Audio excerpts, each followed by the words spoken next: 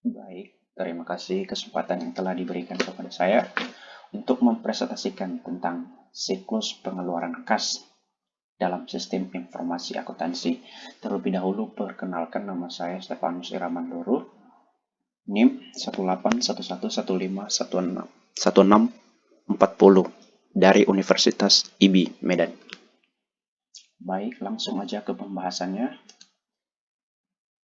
Materi yang akan kita bahas pada bab ini yaitu yang pertama, pengertian siklus pengeluaran, kedua, tujuan siklus pengeluaran, ketiga, fungsi dasar sistem informasi dalam siklus pengeluaran, empat, dokumen dan laporan pengeluaran, yang kelima, aktivitas bisnis dalam siklus pengeluaran berbasis komputer, yang keenam, pengendalian sistem informasi akuntansi untuk transaksi pembelian dan pengeluaran kas.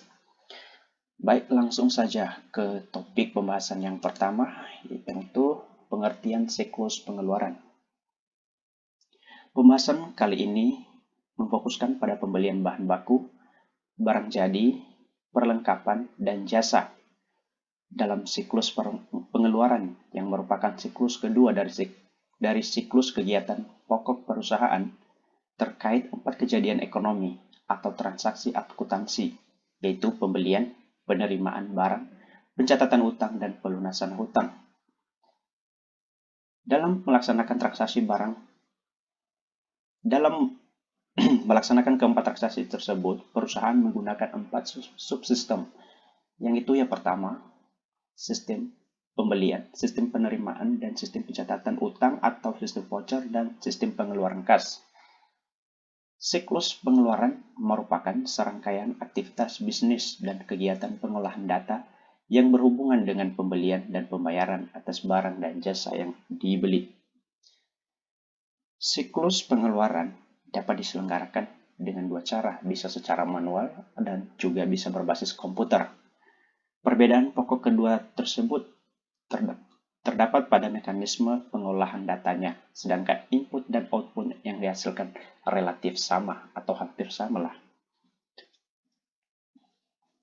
Selanjutnya kita akan masuk kepada tujuan siklus pengeluaran. Tujuan siklus pengeluaran itu secara umumnya yaitu memudahkan pertukaran kas dengan pemasok barang atau jasa untuk perusahaan. Dan secara lebih luas, ada beberapa tujuan sistem pengeluaran, siklus pengeluaran. Yang pertama, menjamin bahwa semua barang dan jasa yang dipesan sesuai dengan aturan yang dibutuhkan. Yang kedua, menerima semua barang yang dipesan dan memastikan bahwa barang yang diterima dalam kondisi baik.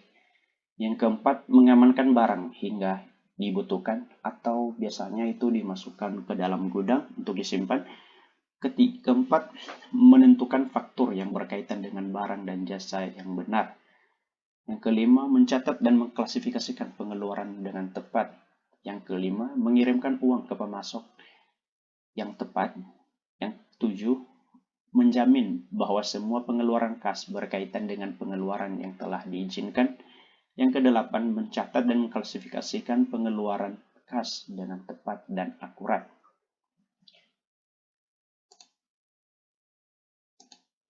Selanjutnya masuk pada fungsi dasar sistem informasi akuntansi dalam siklus pengeluaran. Ada beberapa fungsi dasar sistem informasi akuntansi dalam siklus pengeluaran, yaitu yang pertama, memperoleh dan memproses data mengenai berbagai aktivitas bisnis. Yang kedua, menyimpan dan mengatur data untuk mendukung pengambilan keputusan. Yang ketiga, menyediakan fungsi pengendalian untuk memastikan keandalan data dan penjagaan atas sumber daya organisasi. Selanjutnya kita masuk pada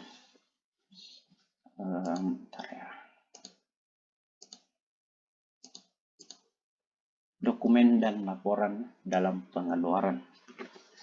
Ada beberapa dokumen yang digunakan dalam siklus pengeluaran, yaitu yang pertama, jenis transaksi, dokumen yang digunakan, pembelian kredit, permintaan pembelian, pesanan pembelian, laporan penerimaan barang, voucher, pengeluaran kas, cek, retur pembelian, dan memo debit. Dan laporan yang dihasilkan, yaitu seperti halnya dengan aplikasi lain, pengeluaran juga menghasilkan tiga macam laporan, yaitu laporan pengawasan atau control report, yang laporan ini meringkas perubahan yang dilakukan terhadap sebuah file. Yang kedua, register. Laporan ini berisi daftar transaksi yang dicatat dalam periode tertentu, misalnya 1 hari, 1 minggu, 1 bulan, dan sebagainya. Yang ketiga, laporan khusus. Laporan khusus dalam siklus pengeluaran ini membantu manajer dalam membuat jadwal pembayaran utang kepada pemasok. Laporan khusus yang dihasilkan dalam siklus dapat mencakup seperti laporan faktur terbuka atau Open Invoice Report. Laporan ini berisi daftar faktur pembelian yang belum dibayar pada tanggal laporan. Yang kedua, laporan umum, voucher. Laporan ini sangat bermanfaat jika ada perusahaan sampai memiliki utang yang tidak dibayar sampai jangka waktu tertentu akan berakibat negatif terhadap perusahaan, seperti merusak hubungan dengan pemasok, merusak citra kredit, yang pada gilirannya perusahaan akan sulit membeli barang dari pemasok secara kredit. Yang ketiga, pengolahan transaksi. Pengolahan transaksi maksudnya diuraikan dalam dua versi, yaitu untuk sistem pun dijalankan secara manual, untuk sistem yang dijalankan secara menggunakan alat bantu komputer. Bisa melalui prosedur pembelian kredit, prosedur pengeluaran kas, sistem berbasis komputer dapat melalui prosedur permintaan pembelian, prosedur pemesanan barang, prosedur penerimaan barang, prosedur pencatatan utang, dan pengeluaran kas. Selanjutnya kita akan masuk kepada yang bagian kelima. Aktivitas dalam siklus pengeluaran berbasis komputer. Ada 3 aktivitas siklus dasar dalam siklus pengeluaran, yaitu yang pertama, memesan barang atau perlengkapan, dan jasa atau layanan. Aktivitas utama dalam siklus pengeluaran yaitu memesan persediaan atau perlengkapan. Metode pengendalian persediaan tradisional ini sering disebut dengan kuantitas pesanan ekonomis atau AOQ. Pendekatan ini didasarkan pada perhitungan jumlah optimal pesanan untuk meminimalkan jumlah biaya pesanan, penggudangan, dan kekurangan persediaan. Yang kedua, menerima dan menyimpan barang, perlengkapan, dan jasa atau layanan. Setelah melakukan pemesanan barang dan barang itu telah datang ke gudang, maka akan dilakukan penerimaan barang dan menyimpan barang tersebut atau perlengkapan atau jasa tersebut sebagai aktivitas utama yang kedua dalam siklus pengeluaran. Bagian penerimaan mempunyai 2 tanggung jawab. Yang pertama, memutuskan apakah benar menerima pengiriman itu dengan bagus, dalam kondisi bagus barangnya, jika dalam bentuk barang. Yang kedua, memeriksa jumlah dan kualitas barangnya, menghitung dan apakah sesuai barang tersebut yang sesuai dengan yang dipesan. Yang ketiga, membayar barang dan perlengkapan dan jasa atau layanan. Yang itu artinya membayar barang yang telah diterima, yang telah dipesan dan diterima, dan membayarnya sesuai dengan harga yang telah ditentukan pada saat pemesanan atau penerimaan barang, dan sesuai dengan faktur yang telah dikasih dari perusahaan atau yang mengirim barang. Selanjutnya kita akan masuk pada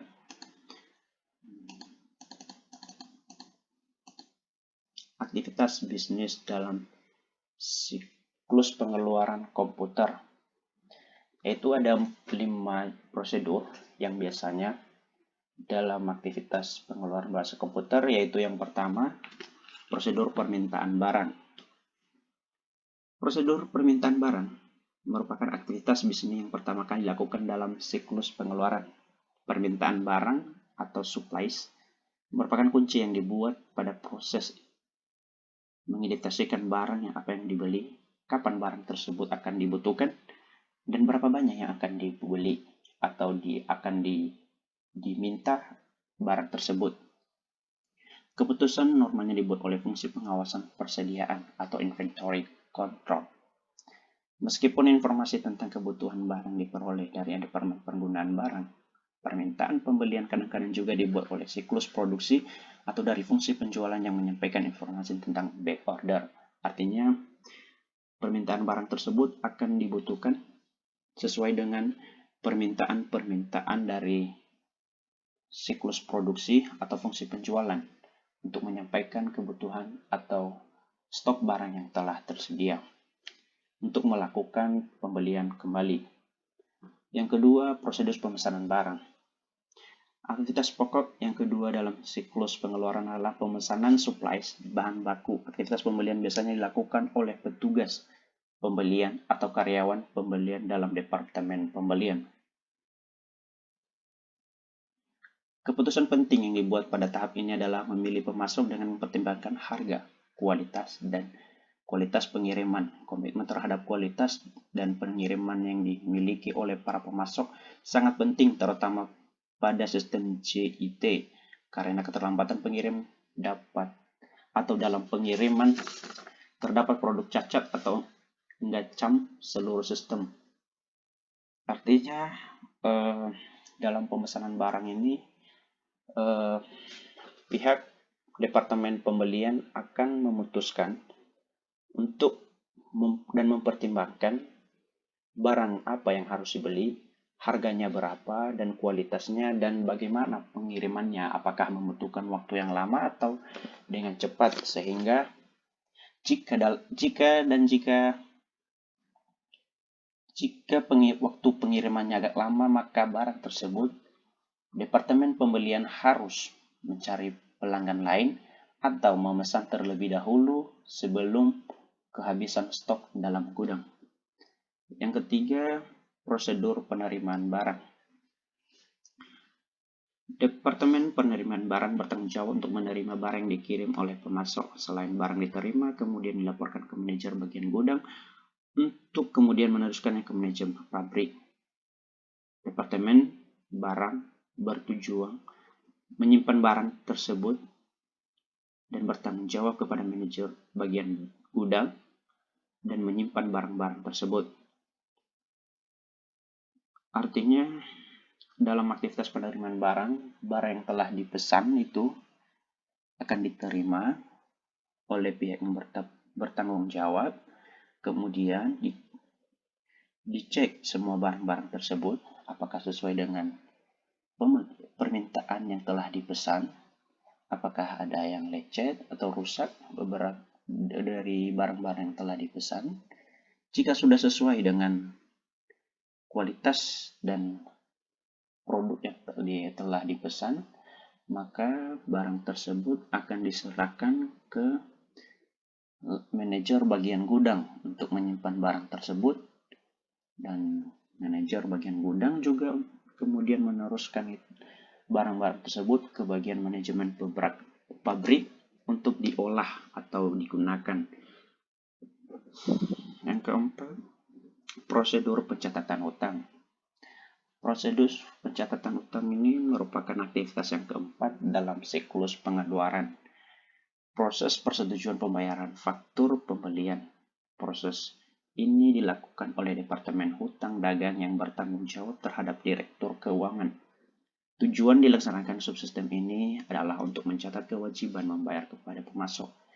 Input aplikasi ini adalah faktur pembelian, catatan penerimaan barang, pesanan pembelian atau open purchase order, dan file rincian pesanan pembelian.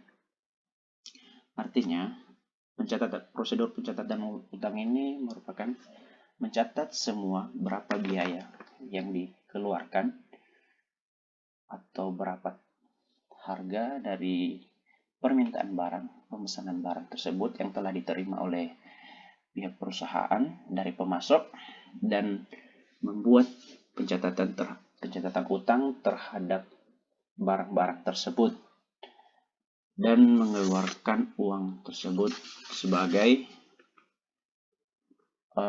bayaran kepada pihak pemasok barang. Yang selanjutnya, prosedur pengeluaran kas. Aktivitas ini merupakan aktivitas yang terakhir, yaitu pembayaran faktur yang telah disetujui. Aktivitas tersebut disebut dengan aktivitas pengeluaran kas, dilaksanakan oleh kasir yang bertanggung jawab kepada kepala manajer keuangan. Dan artinya prosedur pengeluaran kas ini setelah barang kita pesan dan kita menerima barang tersebut, dan setelah itu kita catat dia dalam pengeluaran perusahaan, dan pihak kasir atau yang bertanggung jawab memberikan atau menyerahkan atau membayar uang atas barang yang telah diterima dari pemasok sesuai dengan faktur yang telah disetujui dan yang telah ditandatangani dan telah dibuat sebelumnya. Selanjutnya kita akan masuk pada pengendalian sistem informasi akuntansi. Pengendalian inter yang baik merupakan cara bagi suatu sistem untuk melindungi diri dari tindakan-tindakan yang merugikan. Pengendalian inter tidak hanya meliputi pekerjaan pengecekan, tetapi juga meliputi semua sistem kerja yang terjadi dalam perusahaan dalam upaya mencapai tujuan perusahaan.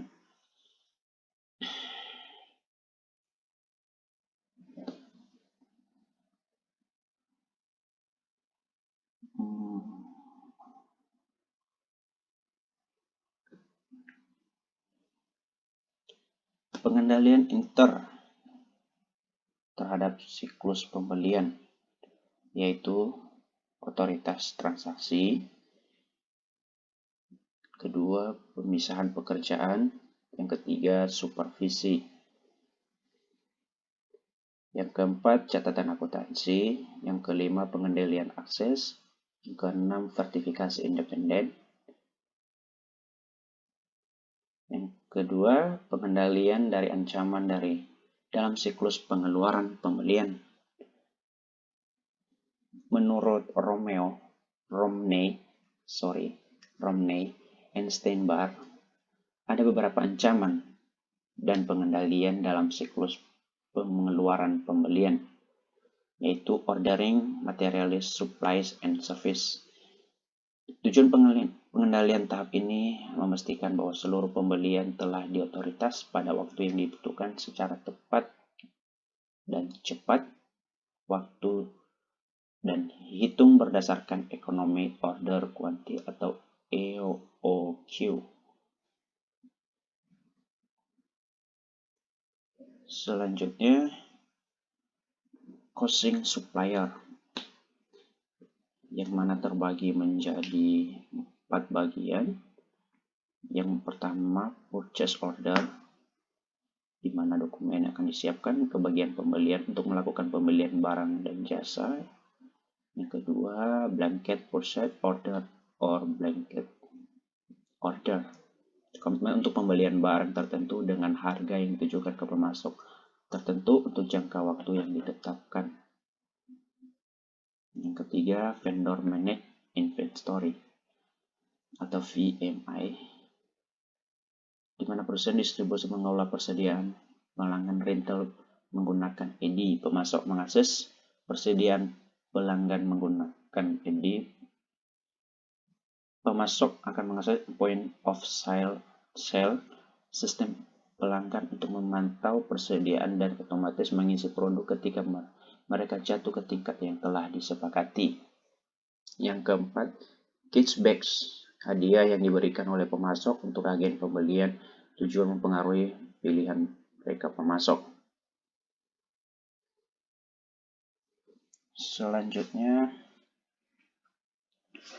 kita akan masuk pada beberapa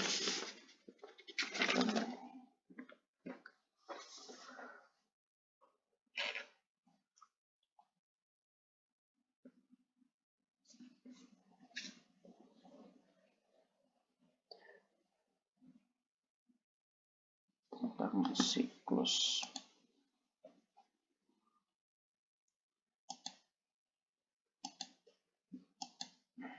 Nah, ini bentuk siklus dari siklus pengeluaran, yaitu pembelian, mengorder barang dari supplier, terus supplier akan mengirimkan barang, dan barang tersebut masuk ke gudang, dan pihak perusahaan atau penagihan atau keluarnya bond atau faktur dari barang yang telah diorder, dan utang tersebut menjadi utang dagang, yang dimana tadi pada penjelasan sebelumnya utang tersebut akan disetujui dulu oleh pihak manajemen keuangan, baru diserahkan ke kasir untuk membayar tagihan-tagihan tersebut, seperti yang telah dijelaskan sebelumnya. Baik, demikianlah presentasi saya hari ini. Mohon maaf jika banyak kesalahan dan ketidaksesuaian dari materi-materi ini, dan semoga materi yang saya sampaikan ini dapat bermanfaat bagi teman-teman semua. Sekian dari saya ucapkan terima kasih.